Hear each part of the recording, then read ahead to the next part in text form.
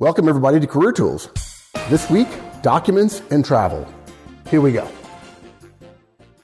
So, we're going to go back to documents and travel, huh? Uh-huh. Because we already talked about this, but it was a Manager Tools cast, right? Yeah. On the trip folder. Trip folders, yeah. Right? We've talked a few times in other casts about things to travel with, but... This is a cast that I would consider to be a classic example of academic creep.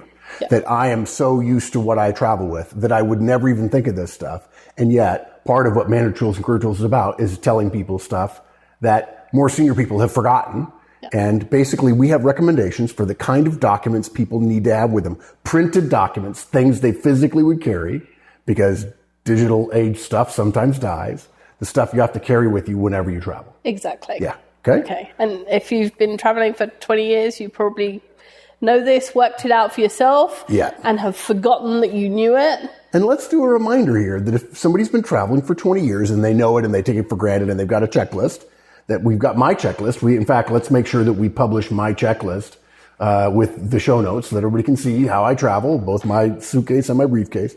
But also, let's remind everybody, if you know this stuff, this is an opportunity for you to share it with other people who don't. The younger people who work for you, who maybe haven't traveled yet. The first time you traveled, you've forgotten, you were nervous. Yeah. I know I was, right? When I got out of the Army and went to work for Procter & Gamble. And you need to educate them. Take them aside the first time and say, look, here's some things you need. Listen to these podcasts. They're free. They'll tell you what you need to do when you're on the road. Yeah. Okay, so what are we going to talk about? 3 things. Travel with your passport.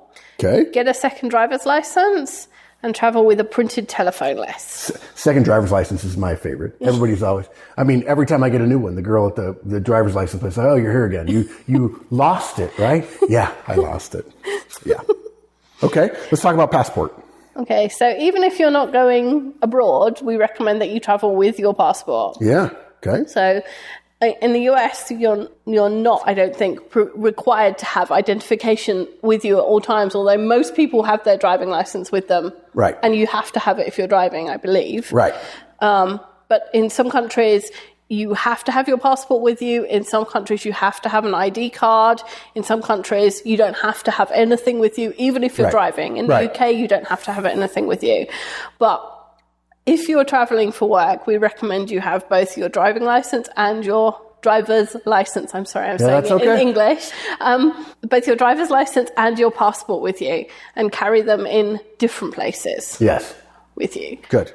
I carry my driver's license in my wallet, and actually I carry a very small card case wallet, so it's less obtrusive, and I carry that in my suit coat or my sport coat pocket. Gentlemen, please don't carry a wallet in your back trousers pocket. Gentlemen, don't do that, and you're not George Costanza. And I'll let you Google that to figure out what I mean by George Costanza's wallet.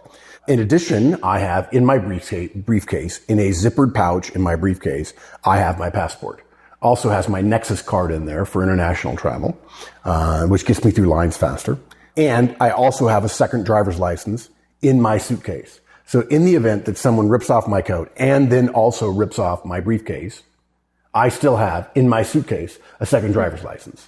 So you can still travel. Yeah, good. And we'll come back to the second driver's license. Yeah. So if for ladies who carry purses, you can have one in your purse and one in your suitcase. Exactly. Seeing as you're not going to check your suitcase, it'll always be with you. So yeah. If something happens, authorities will be able to find your ID. I'll give you a perfect example of this, guys. I always carry my hotel key inside the sleeve of my running outfit when I run. Because it used to be with keys, you'd have to tie them to your running shoes. They don't give you keys anymore. They give you what amounts to what looks like a credit card, an electronic key. And I have to slide it inside my Under Armour when I run, because I discovered I had gotten in the habit of running without any ID on, in places I didn't know, in places where no one knew me. So you absolutely have to travel with your passport. You need to have it in a separate place than your driver's license because you just never know. And I got to say, a passport actually works better in the U.S. when you're traveling with TSA. A driver's license is what everybody carries who doesn't have a passport.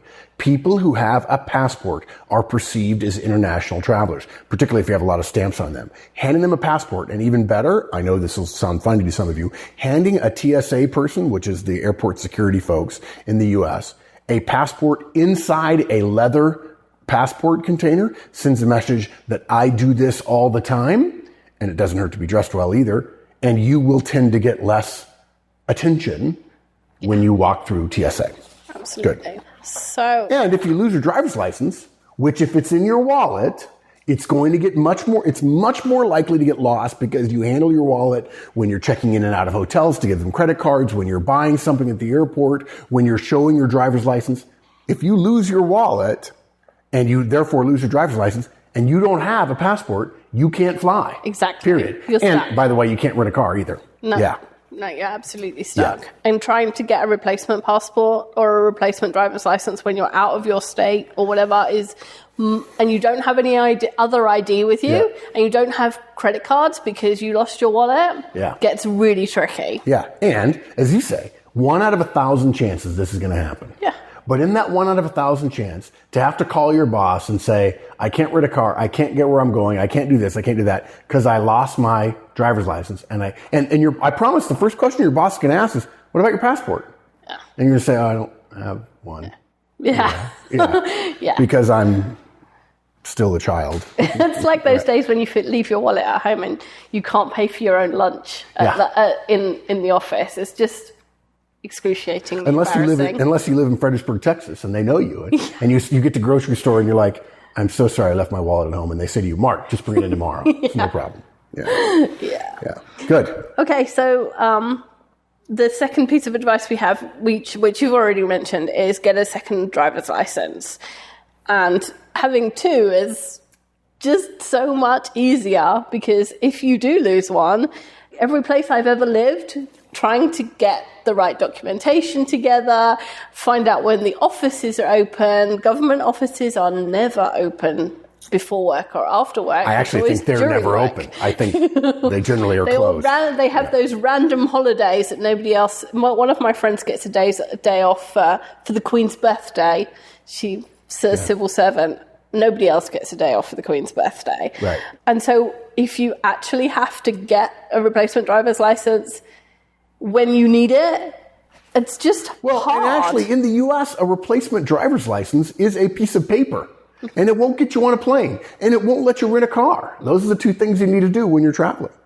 The second driver's license, look, as I'm listening to this, I'm thinking, I need a third one. I need it here in the office so that you guys can FedEx it to me. And we'll talk about a passport. I have a second passport, which is much harder to get, by the way. You have to prove that you travel enough internationally, which we have in my case. But we have a second passport for me in a FedEx envelope here in the office. So Mattel or you could FedEx it to me on short notice if for some reason I lost mine. But you're right. If you go on a trip and you lose it and you don't have a second one somewhere and you don't have a passport, you're in a bit of a pinch. Yeah, absolutely. Yeah. So smart people get a duplicate before they travel. And we're recording this cast at the beginning of December 2012. And there's those quiet weeks before Christmas, the week between Christmas and New Year, and the first week of the New Year are usually quiet in the office. And so you've got time to get things together, get the paperwork, get your documentation, go to the office when nobody else is there, check the opening times before you leave, and get it done. Yeah. It's a good time. And of course, if you lose your driver's license, for most of the gentlemen, and I think most of the ladies as well listening to this, you've lost all your cash and your credit cards. Yep. Now you can't hire a cab either. No, you can't even buy a Starbucks. Yeah. Like, the world has ended because you can't get coffee. And suddenly you realize there's a value in staying in a hotel that has a concierge or a desk person who knows you, and you could say, I've lost my wallet. And at some hotels they say, we understand, Mr. Horstman, would $500 help? Yeah. Yes, it would, thank you. Or can you hire me a car to get me to the client? Or will you add add cash to my bill? Or yes, exactly. Can my assistant send you money? Yeah. And as you say, you can get a duplicate passport, but I'd be willing to bet that 99% of the people who are listening here can't get a duplicate passport in the U.S., right? As I recall, the process by which we went through. It was easier than you thought. Okay, good. We used a service to get yours, and I think they made it easy for us. It cost $400, but it was worth it. Yeah. So for people that travel relatively often, it's definitely worth it. Yeah. In fact, I've often thought, I've stayed at hotels, checked into nice hotels and say, I need to see your passport. And I thought, if for some reason something was messed up and they took my passport, I could have you FedEx me another one and get out of that country and get home. In some countries, you actually have to give them your passport in order to have the room key. Yes. And, and perhaps not every country or every hotel, but that is... This is where we need video, because I'm gritting my teeth right now, folks, because you're not going to get my passport away from me if I'm traveling. Sorry. No. Yeah.